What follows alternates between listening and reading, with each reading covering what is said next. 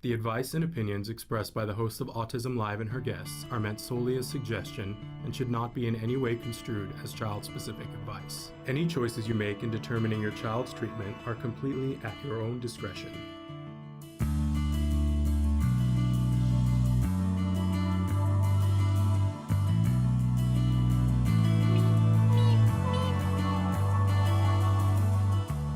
Good morning and welcome to Autism Live on the Autism Network. I'm Shannon Penrod and I'm your host for the next hour. So thrilled to be here with you on this wonderful Wednesday morning. There might be some of you who are tuning in and are like, it's Wednesday. That means it's Ask Dr. Doreen. And I apologize if you didn't get the memo, but Dr. Doreen has moved to Tuesday. And so now it is pure Autism Live on Wednesday. But oh my goodness, have we got a great expert coming up for you in just a little while later on today. You won't want to miss that. So stick around because it promises to be very fun. So thank you for being here. Becca, hello again. So thrilled that you are here with us. So and Amanda's got her blue hearts. We're off to a really good start here. I just wanted to remind you, we are live right now. It is Wednesday, the 12th of January. I started to say December, but it's January 2022. Yes, this is what happens when you're having fun. Time marches on. And we are live right now on Facebook, on YouTube, on Twitter, and about a dozen other sites. And Traven will start to show you what some of those other places are where we are live. I will tell you that when we're live, we really love the interaction that comes with being live, like talking to Becca and to Amanda. If you want to be a part of that, you certainly can. It's easiest when you're on Facebook, Twitter, or YouTube, because you can write directly in on those platforms, and I'm able to see it here in relatively real time, right? And you can always reach me at shannon@autism-live.com. I'm still there, and you can always send me a longer email there. Parker says, I forgot to ask this, but will there be a show on Friday? There is a show on Friday. But we're sort of moving our best of to Friday because we're making room in our schedule because eventually in April, Friday is the day that is slotted to start our new show, which is called Stories from the Spectrum. That's the new show that we're starting, where it will be all content that is by and for neurodivergent individuals. So I think this is a thing that we've wanted for the longest time, and you guys have been asking for the longest time is, if you're doing shows about autism, where's a show that's purely somebody who is on the spectrum or identifies as neurodivergent? That's what Friday is going to be moving towards. But in the meantime, we're playing best ofs, and that's where we're putting, we like to regularly show Temple Grandin because we think that it's a thing that should be shown on a regular basis. So for right now, that is what Fridays will be. It's sort of the rerun day, but it's the best of, right? So there won't be live shows on Friday unless we have a special guest. And sometimes we will interrupt and say, hey, we're going to do a special live show on a Friday for a specific event. I do want to tease that on Monday, we are going to, if all works out, Monday is Martin Luther King Day. And so we're going to be pre-recording our show for Monday. Normally it would be a live show. We're going to be pre-recording it, but it's a very special guest for the first time on the show. Thomas McKeon, we haven't taped yet, so I don't want to promise anything, but we're scheduled to tape with him.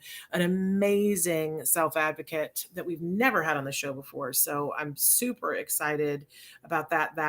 We're set to pre-tape that on Friday and air that on Monday. So excited about that. But that's sort of the new schedule. So today, regular Autism Live with an amazing guest. Dr. Justin Leaf is going to be joining us in just a few minutes. He's been on the show before. We just really respect and admire him. And so he's going to be here talking about specifically a bunch of things. He's going to join us from the Autism Partnership Foundation and the RBT training that they have and how it is available to people in the community. Because you guys ask a lot about how can we find out more, like where can we go to consume information so that we can know more about the things that are being talked about here. Like how do you facilitate learning for someone who is on the autism spectrum? and how do you go about that compassionately, and how do you learn the things, because nobody was teaching this in high school when I was there. Nobody, and unless you signed up for a class in college, you weren't learning it. And I don't know about you, when my son was diagnosed with autism, I already had a master's degree and I had no time to go back to school. I needed to learn it right then.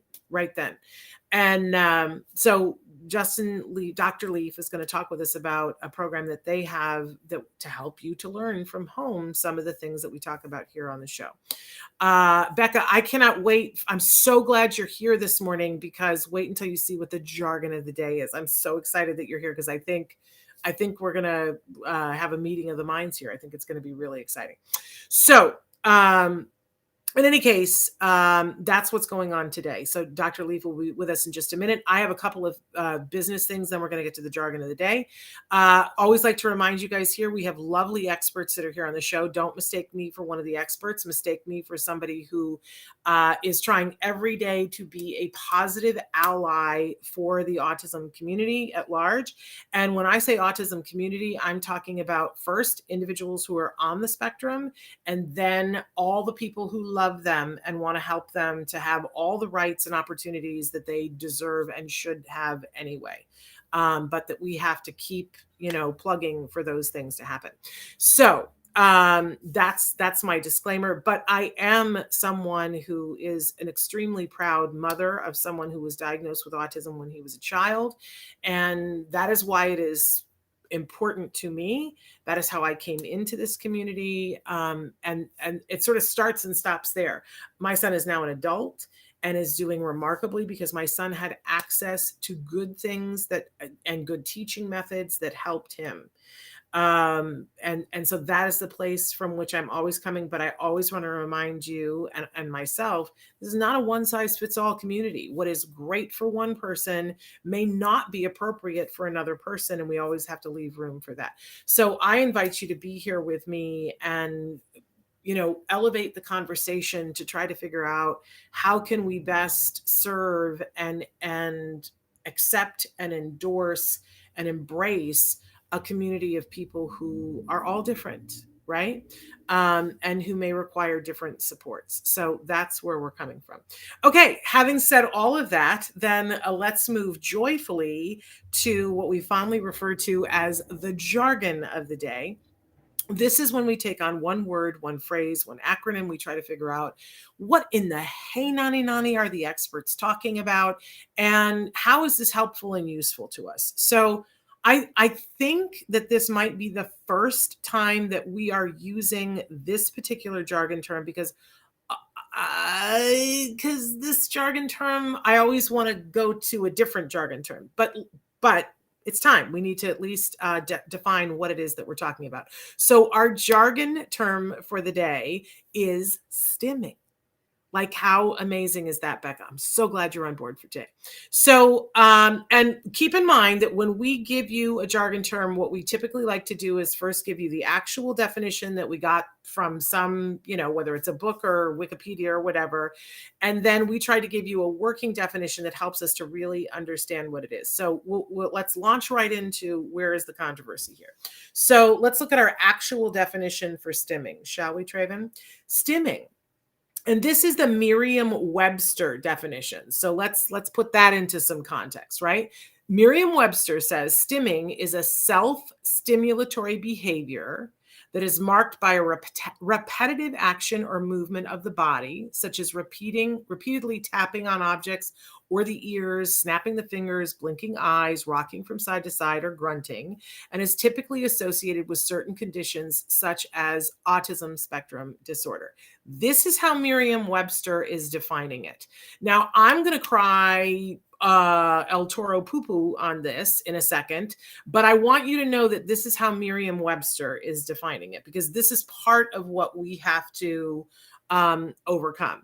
Let's go to what Autism Live is defining it for our purposes when we're talking about it. So take a look at our action. It's a coping strategy that should not be stigmatized. Hello, can I get an amen? Can anyone raising of hands? So here's what I want people to understand is that The reason why we've never done the term stimming before is because it's a misnomer out the gate. This whole self-stimulatory thing, a lot of times when people are talking about stimming and they're looking at the behavior, it's not always self-stimulatory. Sometimes it's self-soothing. Sometimes a stim is something that is keeping someone stimulated enough to be present, but sometimes it's helping them to cope with the overwhelm. So I don't like the term stimming to begin with, but I understand and recognize that it's a term that is used so frequently and so interchangeably for so much behavior that I feel like we have to address it. But I believe, like a lot of behaviorists, that behavior is there for a reason, and that we have to figure out what the function of a behavior is. And so if we really want to talk about stimming, let's talk about what the function of the behavior is. And it's different for different people on different things. But if you try to sell to me that that this idea is that it's only going to be with something that comes as a disorder, I'm going to cry El Toro poo poo, because absolutely every single one of us does things that are automatically reinforcing, which is the correct term, or this self-stimulatory. We all do these things. It is not a disorder. However, if we are only able to do the behavior and not able to do things that we want to do, then I would categorize that as being something that as a part of a disorder. But I wouldn't want to stigmatize that. And I would never just carte blanche say, well, we need to eliminate that. If I'm someone, for instance, I'm just going to take this to a whole other realm. Let's say that I say to you, I really like to eat ice cream. Ice cream is something that I do when I'm upset. It is how I cope with when I am upset. Now, you and I could have a conversation about that, and you could say to me, eating ice cream is maybe not the most productive thing to do while you're upset. Maybe there's a different thing that we could find for you to do, and we could have that conversation. But I'm not really, if I just am occasionally upset and I'm just occasionally eating ice cream, then am I hurting anybody? Is it really something that has to be addressed, right? But if all I can ever eat is ice cream, and I am incapable of eating anything else, and I am incapable of dealing with my feelings that lead me to only eat ice cream, then I might feel that it's something that needs to be addressed. And if I then became diabetic because all I was eating was ice cream, it's certainly, my doctor would say, we might need to address this, because now, Shannon, you're not able to go and do the things that you want to do because your health is deteriorating, right? But it would still be based on things that are important to me. It's like things can get wonkinator. And if we're really looking at it through the view of what is important to this person and what do they want to do, then I think we can have a healthier look at, is what they're doing something that is helping them, or is it something that's hurting them? And I that it's important that the person and what their needs and their wants are be taken into consideration. Yeah. So I think about the boy a couple of years ago who was in Texas, and his particular stim, and this is the jargon, how it's used, is that he has a piece of string and he goes like this with a piece of string, and that helps to calm him. There's nothing wrong with that. We need to stop acting like that's the end of the world. If going like that with a string is what helps him to calm himself when he needs to calm himself, no one should look at that and go, that is wrong. Okay? But if that young man is in a classroom and he is really wanting to learn how to, I don't know, use a Bunsen burner. Let's say that he's in 7th grade science and he gets excited by a science experiment and he wants to be a part of it. And he wants to do the thing. Then going like this with a string, he has to be able to pause that long enough to be able to do the Bunsen burner, right?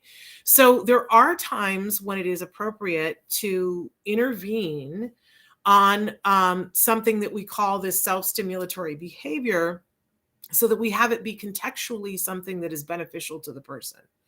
And I really want to be a part of a conversation when that's how we're looking at stimming.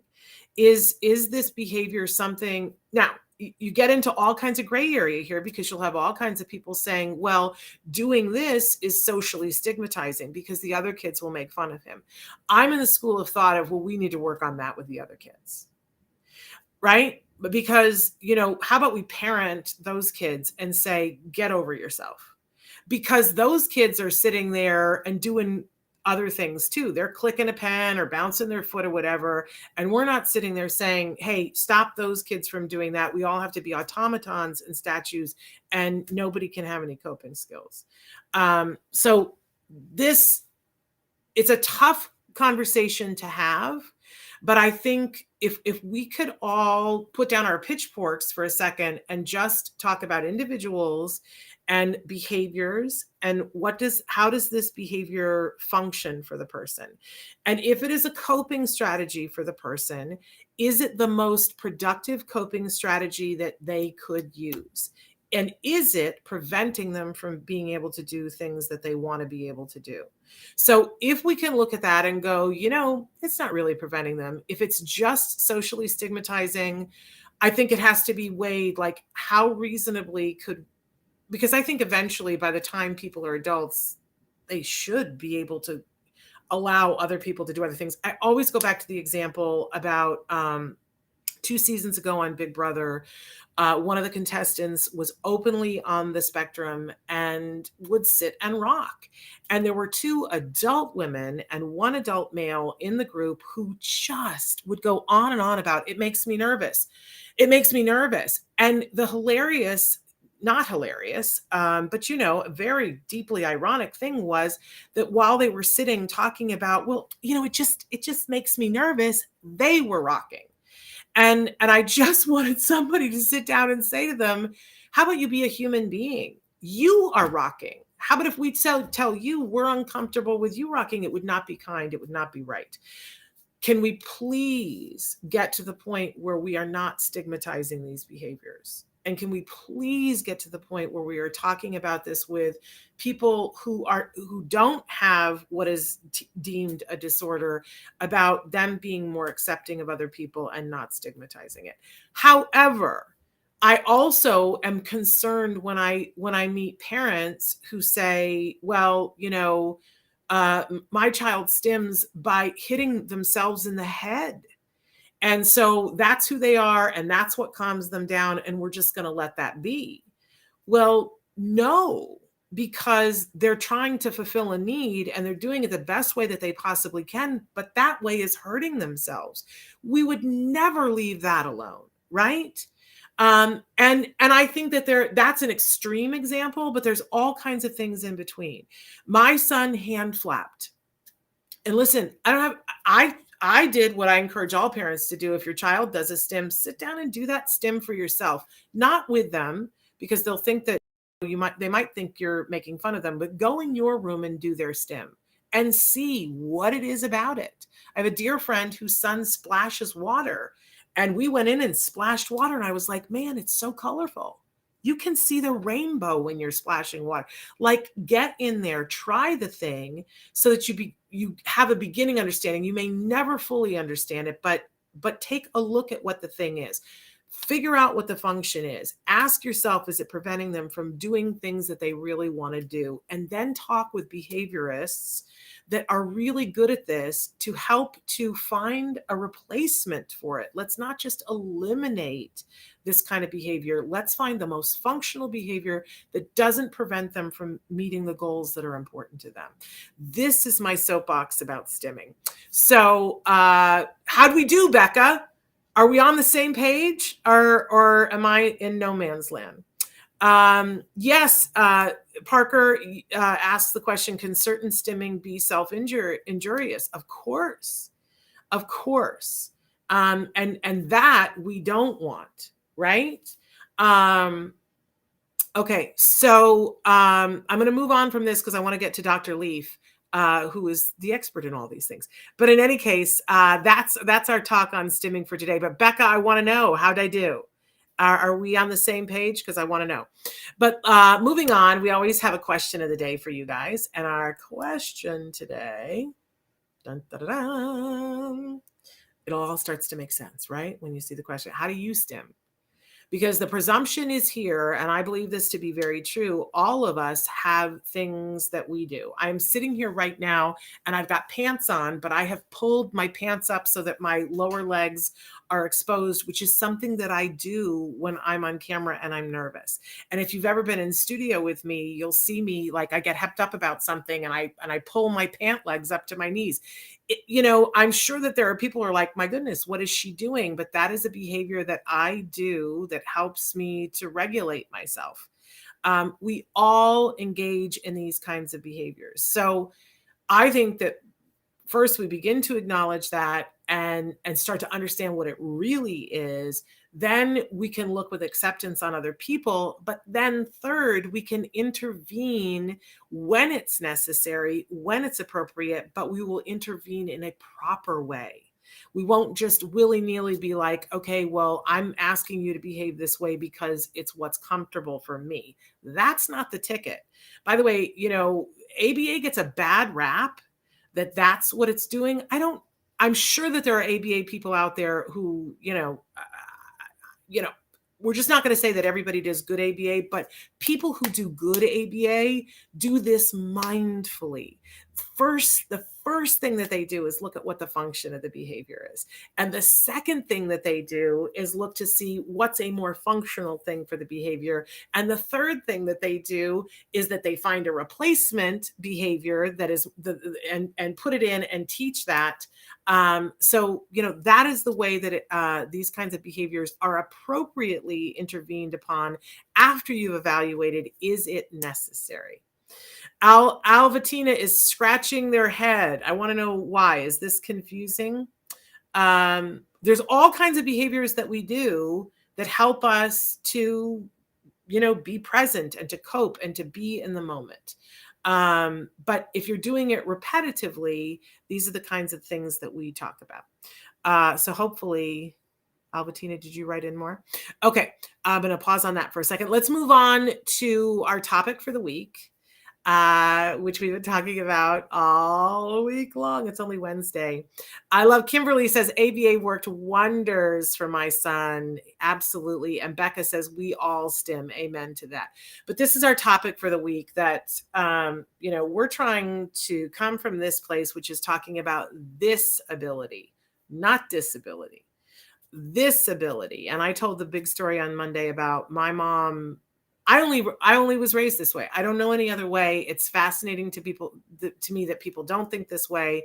But this is how I was raised, by a woman who, by anybody else's standards, they would have said that she had a physical disability. But my mother did not participate in that. My mother just said, I do things a little bit differently. And my mother was a superhero. So I only was ever raised from this.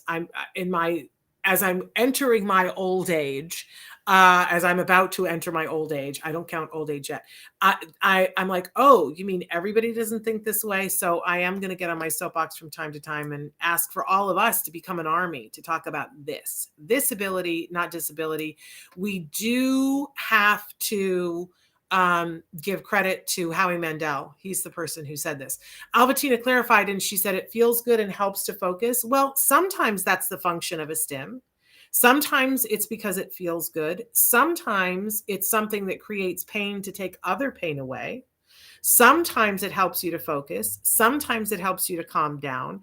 There's all different functions. And the basis of ABA is we have to understand what the function of the behavior is before we consider it not functional. For real life, before we intervene, why is the behavior happening? What is the purpose it is serving? And for self-stimulatory, and again, that's a misnomer. We're talking about automatic reinforcing behaviors. It's things, the paycheck is on the inside. It's an inside job. There's something about doing it that I'm getting a paycheck from. So that's what we're talking about. Maybe is the question that's how you stim, is scratching your head? Maybe I missed that. Thank you, Traven, for clarifying. Okay, moving on. I do want to get on because we're a little bit late here, and we've got this fabulous guest who's been with us before. Dr. Justin Leaf is here with us. He is, I got to read this because it's so good. He's the co-director of research and director of training for the Autism Partnership Foundation. He is also a professor at Endicott College. I love Endicott, have been there. I spent a week there 2 years ago before the pandemic with my son. We just absolutely loved it. He has a doctorate degree in behavioral psychology from the Department of Applied Behavior Sciences at the University of Kansas.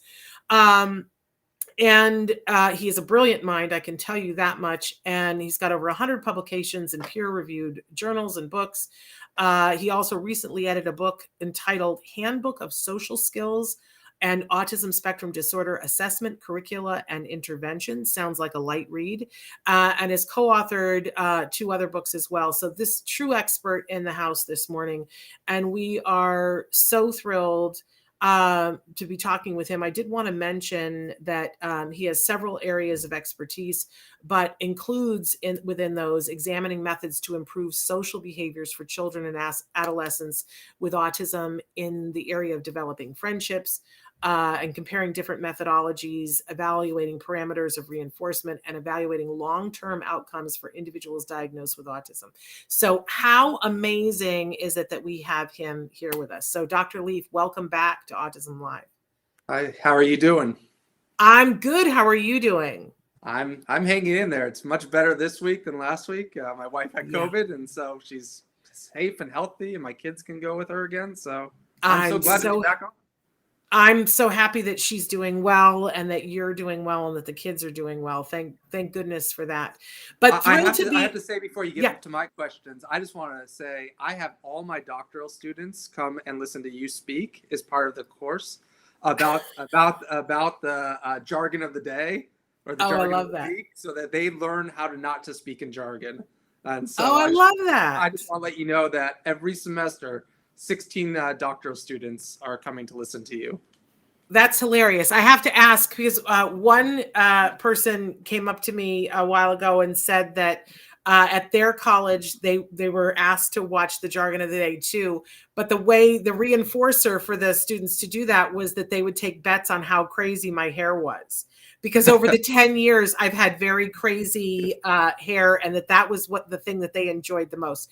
Do your students take bets on my hair, Dr. Leaf? I don't think they take bets on your hair, but I bet you they take bets on other things, is my guess. Oh, okay. I guess I need to know what those things are. But I find it hilarious because we started Jargon of the Day so that we could understand you guys.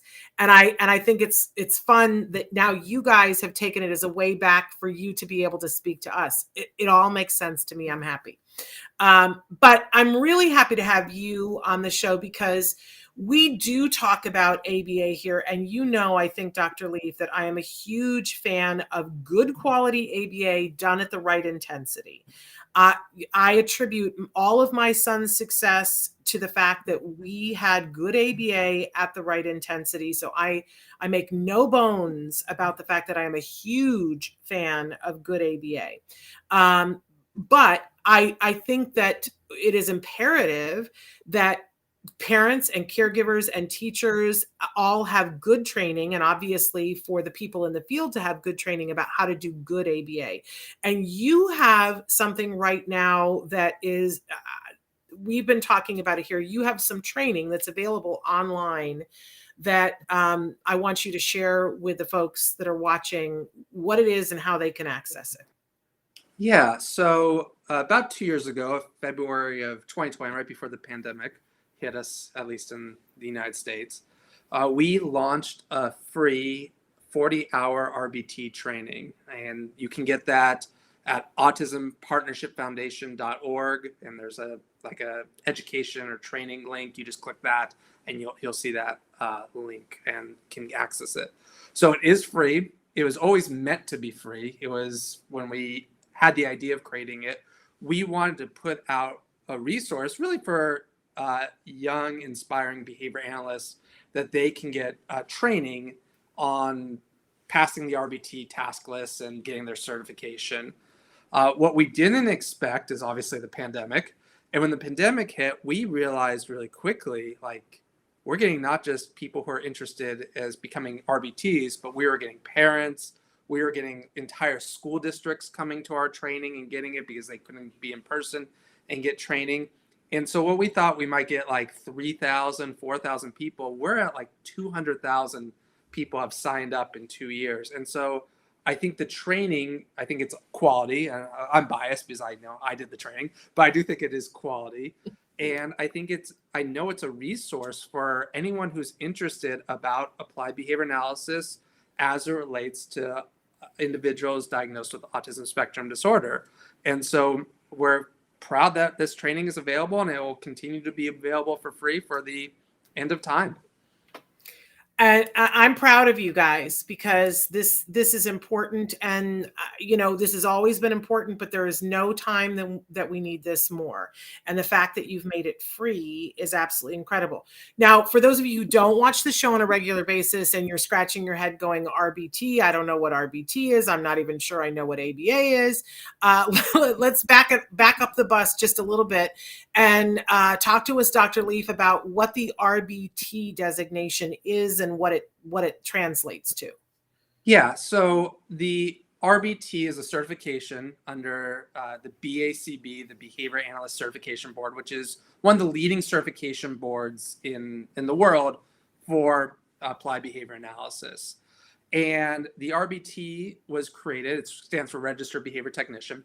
It was created for direct line staff, those individuals, those professionals that come and work directly with the autistic child or the autistic adolescent, autistic adult.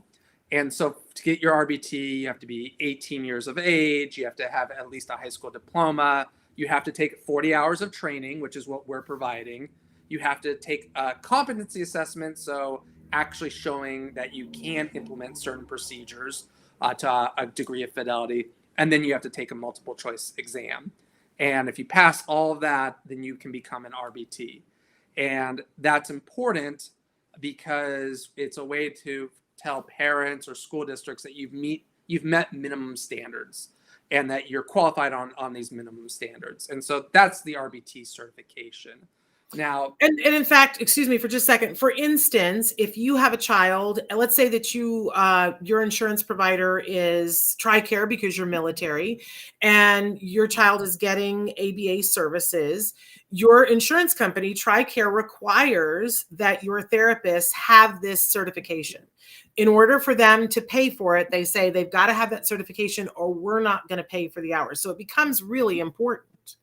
Yeah, it's absolutely critical for families and individuals to gain access to needed services. And so it's just absolutely critical, and insurance companies across the globe are requiring it. And so I think that's one reason to get it. I think the benefit of what we did, and the benefit of any RBT training, is that it's just not really meant for those who are wanting that credential or that certification, because the areas that are being trained upon could be beneficial for families, they could be beneficial for teachers, they can be beneficial for autistic adults who want to learn more.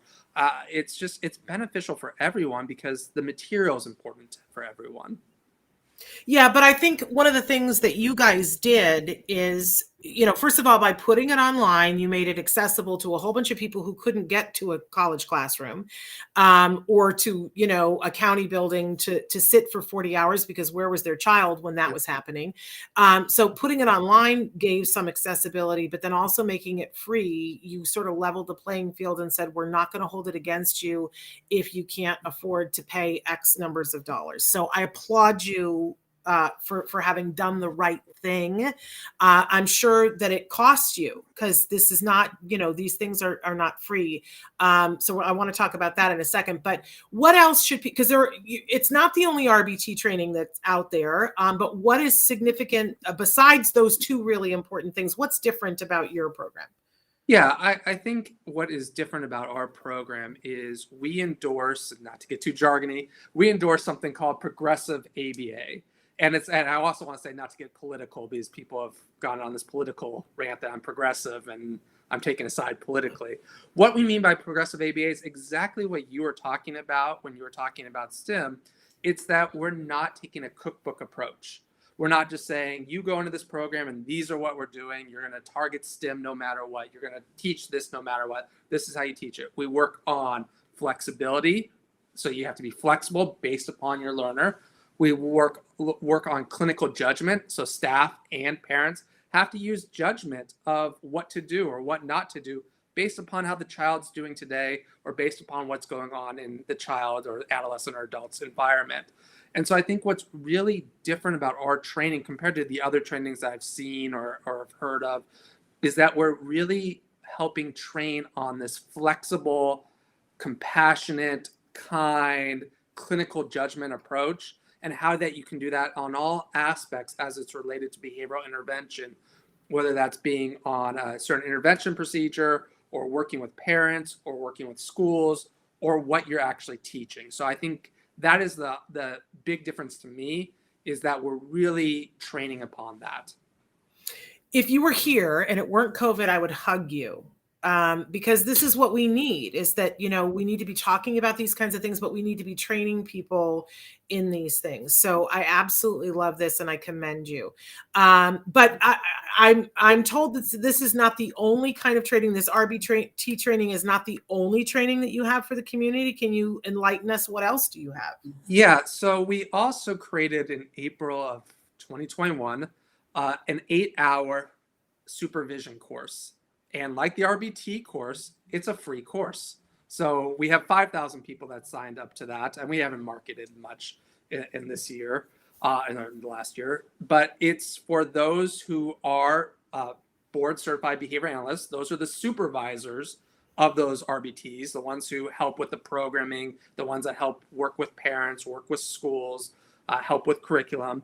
We have created an 8-hour course because they need to take 8 hours of didactic instruction to learn how to become a supervisor. And so one of my colleagues, Dr. Christine Milne, is the one that did that. And it's a great course to learn how to be a good supervisor, once again, on using clinical flexibility and compassion and all that stuff that's needed so that you can provide the best supervision to your staff, you can provide the best supervision to the learners you are fortunate enough to work with, and you can work collaboratively with parents and school districts. And so we decided early on that we wanted to provide these resources for free to our community as a way to, I guess, give back, as a way to help those who, as you said, can't afford it or don't have the time to take these at a university or a straight 40-hour day. Yeah, I mean, especially when you're having to make choices, and saying, okay, do I pay for this special diet? Do I pay for the tutor for this? Do I pay for this? Learning the kinds of things that you're talking about, we never want to be the thing that is the third on the list. So you've taken away some of the obstacles. Like I said, I'm so thrilled. So again, anyone can take these courses.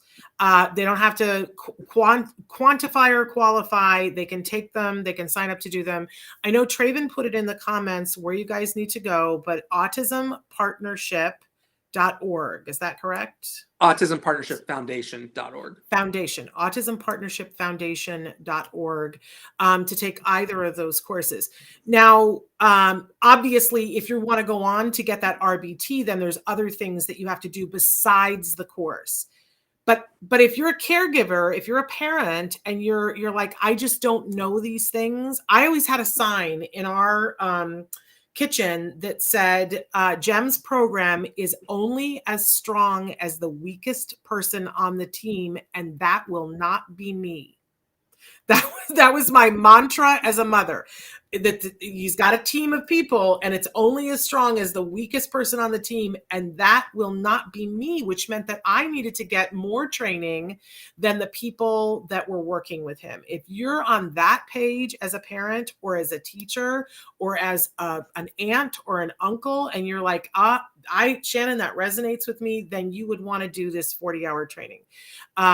And you will learn from it. You'll go, holy business. I didn't realize that makes so much more sense. So I really encourage people to do this, and it's free and you can take it on your own time. But talk to us a little bit about what you have seen as a result of people taking that course, Dr. Leaf. Yeah, I've seen, and it's hard to see anything because of COVID and I've been locked down. But from what I've seen from emails, I've seen people's lives change for the better.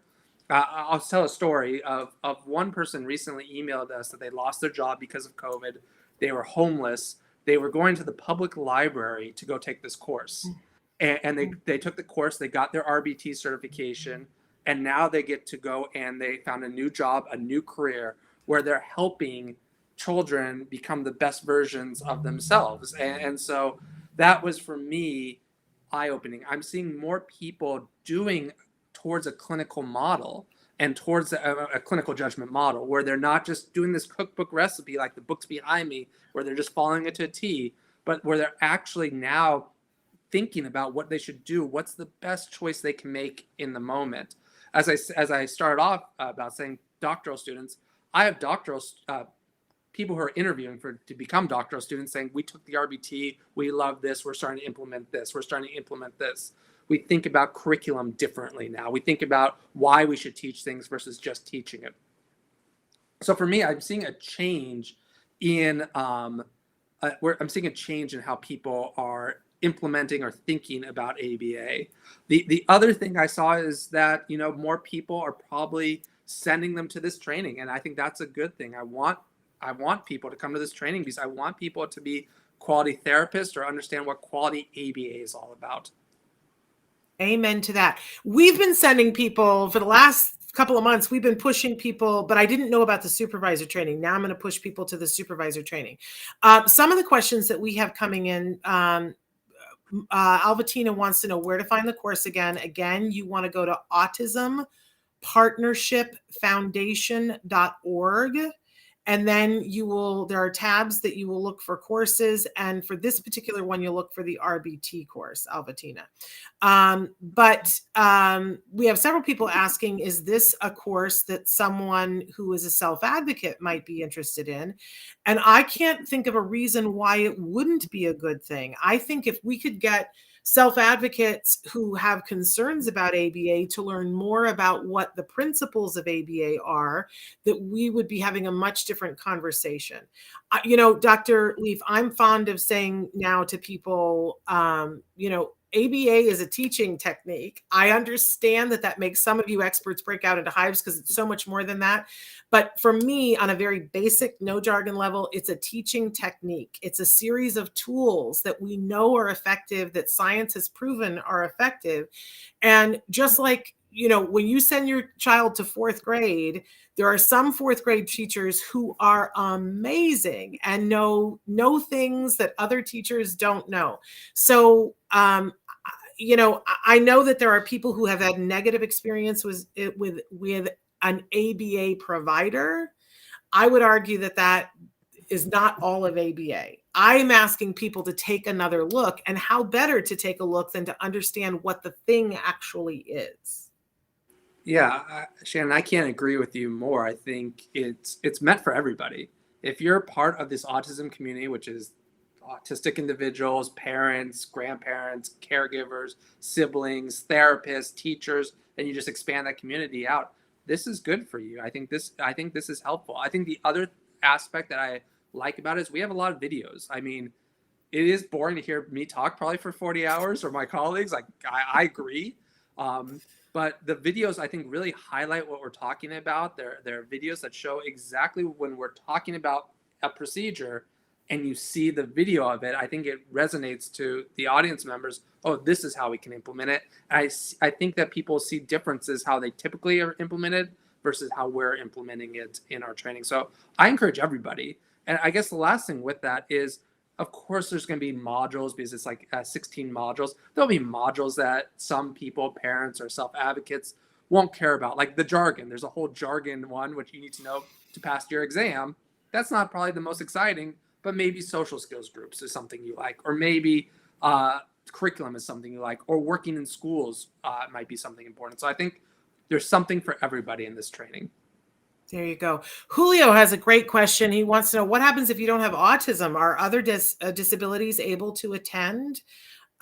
Great question. Shannon, I think it brings back to your point that the ABA, the teaching techniques are universal. When I used to go and present at school districts, I had to show clips of Mr. Holland's Opus and The Karate Kid and Borat, for example, and show how teaching can help anybody. So I think, yes, it's definitely more autism specific in terms of the curriculum and stuff, but the procedures would be good for anybody who's interested in applied behavior analysis. Yeah, and I think I think ABA needs a new PR agent. Yeah. Because I think there's a lot of misinformation out there and a lot of misunderstanding that there are many people who think that ABA is just for autism, which is when I remember when somebody said to me, oh no, the field of ABA, more than 50% of it has nothing to do with autism, that it's for corporations and, that they use ABA techniques with Olympic athletes. We were to go through and see all these people that are about to compete this month in the Olympics. If we were to go through and go, what techniques does your trainer use to get the peak performance out of you? I think we would find across the board it's ABA, ABA. So this isn't just used for autism. It just happens to be very effective in autism. So that's the good news. But, as a former teacher, I think when you find teachers who understand the principles of ABA, you find good teachers. So who can teach anyone, which is amazing. I love Amanda says that this is the #1 link shared in all of her ABA groups. So look at all the inroads that you're making there.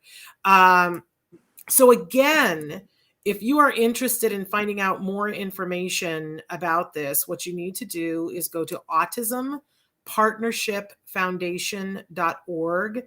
There's other things on the website for people to look at. I encourage you to take a tour around the website, but there's a place where you can go for courses, and one of them is that RBT. RBT stands for Registered Behavior Technician. Now, I'm going to put you on the spot here a little bit, Dr. Leaf, but you guys usually do a conference as well. In COVID, I know that things have been a little bit different. Are you guys doing a conference this April? We are doing, now this is where you put me on the spot, so I don't know the date in my head. It's the first Friday of April that we're doing, like 7th or 8th or something like that. And we're having a variety of people come on. We're having Bobby Newman to talk about sexuality in adults with autism. We're having Linda LeBlanc talking about organizations. We're having Taylor coming in to talk about his own experience of being an autistic adult, and a bunch of others as well coming in to speak. And it's all virtual because we were worried about, COVID and what was going to happen, and we didn't want to put anyone in danger or in harm. So if you go around the Autism Partnership Foundation site and you play around, you'll see a link for that as well. Wonderful. It is on the 8th and the 9th. Yep. We have confirmation about that. So be looking for that, you guys, so that is something that you can attend as well. And I just really want to thank you for the work that you're doing, Dr. Leaf. I think it's super important. I think you've really filled a need in a time when we always needed it. Yeah. And even when COVID is done, we're still going to need it. But you made sure that this happened in a time when we desperately needed it. Thank you. Yeah, it's one of the great honors that we've done. I think it's the thing we've had the most impact on. It's just not me. I want to say it's also my colleagues, Joe Sheehan, Christine Milne, and Julia Ferguson. We all came together and worked for 2 weeks tirelessly to make a 40-hour video or series of videos. So yeah, it's great, and I'm glad people are getting access to it. Well, remarkable. But I'm sure that it's not easy to have done that and to be doing it so that it's for free, because you could monetize it and you could say, I'm going to charge everybody $10, and that would be no small thing. You've already said you've got thousands of people using it. So is there a way that we can support your organization for having done that for free? Is there a place where people can donate? What's the deal? Yeah. first of all, don't feel the need to donate. We understand people can't, but if you can donate, it's autism on the same link. There's a donate button. You just donate. I think it goes through like classy.org, and you donate whatever you want. It supports this training. It supports other 8-hour trainings that we gave. It'll support future trainings that we try to give for free. But it's absolutely, we're not expecting it. If you donate somewhere, we would be very thankful to do it because it helps on all our endeavors. But it's necessary, and I appreciate you saying that. But it doesn't harm it to put it out there, because it is not easy to put things out that are free in this way. So we commend you, and we're so glad that you're on our team and fighting hard to do what's right. Yeah. I just lost an earbud. There we go. I'm trying to make the earbuds work, and it doesn't. It's not great for me. I lose one by the end of the show. But Dr. Leaf, thank you so much. Please give all our love to everyone there, and we'll look forward to hearing more about the conference as it gets closer. Well, thank you for having me, and thank you for promoting this training. I think it will help the autism community in great ways, or continue to help in great ways. Well, we're always about connecting people to resources here. And, we frequently, it's one of those things where something will happen, somebody will send in a question, and one of the many experts that we have on the show will start to give an explanation, and you could hear or see the light go off in the caregiver's head. They're like, oh my gosh, you mean, how you have techniques to be able to deal with tantrums? I wish that all of you understood that for us as parents, that's news to us. The first time that I had a conversation with an expert who was like, oh yeah, the potty training thing, we've cracked the code on that. We pretty much, it takes a little bit different, and it's not a one size fits all, but we can pretty much potty train everyone without it being disruptive or hysterical, or, it's pretty doable. I remember feeling like, what? Like, why wasn't that on the news? Like, why didn't they announce that you guys have answers for certain behavioral things that are not hard and that help our kids to be able to be who they want to be? And so to be able to have access to some of that information, I certainly felt closed out of it when my son was first diagnosed. I was like, where do I go? Who can teach me this? Teach me everything you know. And the fact that it's available and somebody could access it in 2:00 in the morning if they wanted to, it's a really special, Dr. Leaf. I really applaud you. I'm so grateful that we can refer people and tell them to go do it. And the fact that it's free makes it so much easier. Takes the roadblock out. Well, So amen. Keep on plugging on. Stay safe. I'm glad your wife is feeling better. Everybody stay healthy. Thank you, Shannon. And thank you for having me. And if anyone needs to contact me, you can see it through autismpartnershipfoundation.org and my contact information as well. All right. Will you promise to come back on sometime and we'll talk, we'll still talk about this, but we'll talk about other things in addition to this? Shannon, you invite me, and I will always come on whenever you would like. All right. Well, I'll be calling you. All right. You have a lovely day. You as well. Bye-bye. Bye. So wonderful. You know what I love about doing this is that sometimes I know that when my son was little and he was first diagnosed, I felt like I was on the surface of Mars by myself, and that there was nobody in it with me, and that there was nobody who cared. I really felt that way. And I know that sometimes you guys write in and tell me that it feels like that for you on some days. And then as I started to find people and things and people like Dr. Leaf and so many other people, I began to realize, oh my goodness, there are amazing people who care so deeply about my family and about my son and how I'm going to be able to do this, and this with my son. And they are working someplace tirelessly to be able to help us. And I didn't even know they were there. And I always say to it, it's that, you're in lots of people's arms, and sometimes you don't know whose arms you're in. And before today, you might not have known that you were in Dr. Leaf's arms.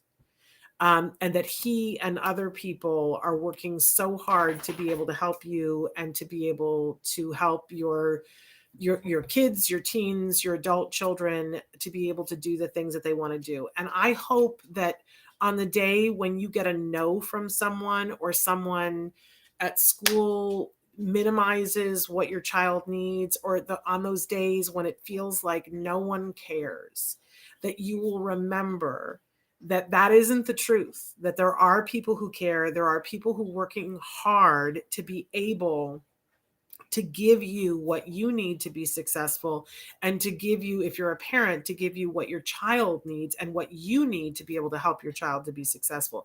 They are there. And part of what we try to do here on Autism Live is bring them and their resources to your attention, so that if you want, you can take advantage of it. Now, I do want to address that Parker said, see, I got a little emotional. I can't lose the last earbud, for heaven's sake. I'm a mess. I'm a hot mess. One of the things that Parker said is that there are so many self-advocates who are anti-ABA. And what can we say to them? And here's where I come from, Parker, is that I believe that everybody has a right to their own opinion. And I believe that everybody has a right to their truth. And I believe that everybody has a right to express their truth. So when a self-advocate tells me that they don't like ABA, I want to hear what their experience is with ABA. And I in no way want to naysay that. I don't want to, but I want to put it in the context that if you announced to someone and said, hey, I'm getting married, and you're going to find somebody in the room who's going to say, oh, well, I got divorced. Marriage was not good. Marriage was not good for me. Or they might say, oh, well, definitely don't do it at this venue because I had a terrible time at that venue. But we wouldn't paint the entire thing and go, well, marriage is bad. Nor would we try to say to the person, well, your experience of marriage is not based in reality. We wouldn't do that. We would say that this is someone's experience, but we wouldn't, based on their experience, decide, well, we're just not going to do it, because everybody's experience is something different. I think the sad thing is that parents become afraid to do ABA. They become afraid that they're doing something that is not kind with their child. I think that's the real concern, is that if somebody listens to a self-advocate, then they won't want to do ABA. And I'm saying there's something in the middle. Let's hear their stories. Let's talk about it. And let's improve ABA when it needs to be improved. It's not like they can't improve ABA. And there are some people who are doing ABA who are not doing it empathetically. And they should have their minds changed. So we need to be fostering the conversation and not shutting the conversation down. But I also, on the other side, don't want parents to just go, oh, okay, then I'm not going to do ABA. We need to be taking a much different look at it. Does that all make sense? Does everybody see where I'm coming from? And my experience of ABA was great. And what we got from ABA was, I'll never, ever be able to be anything other than grateful to everyone who participated in it. It was beyond my wildest dream. Every day, every moment that we live in this life, and I see my son do things, I go, my God, we were told he would never be able to do that. That wasn't even on my wish list, and he can do that. And I know that it was because we got that good quality ABA. I'm never going to stop talking about that, but I never am going to say to somebody, oh, you don't have a right to have your experience with ABA. So, I think there's room for all of it, is basically what I'm saying. We're out of time, but let me say this, that on tomorrow's show, we've got an amazing mom and filmmaker. Vena Tiero is going to be joining us for Let's Talk Autism with Shannon and Nancy. That is happening on Thursday mornings.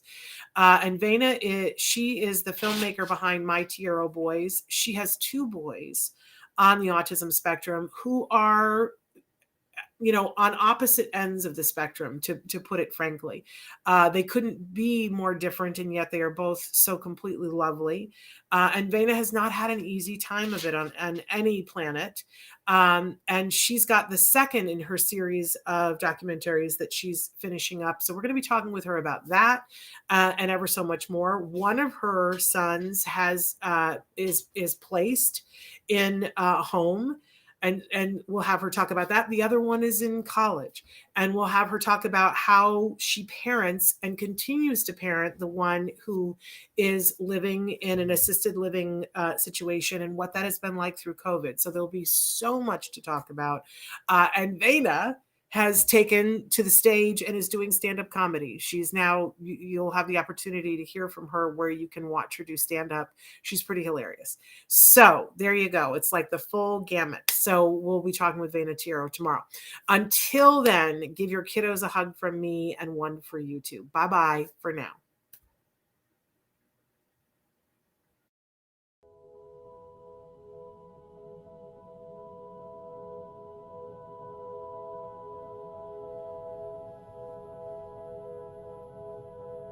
If you found anything helpful in this video, please give us a like. In fact, make sure that you smash that subscribe button on YouTube and give us a like on Facebook.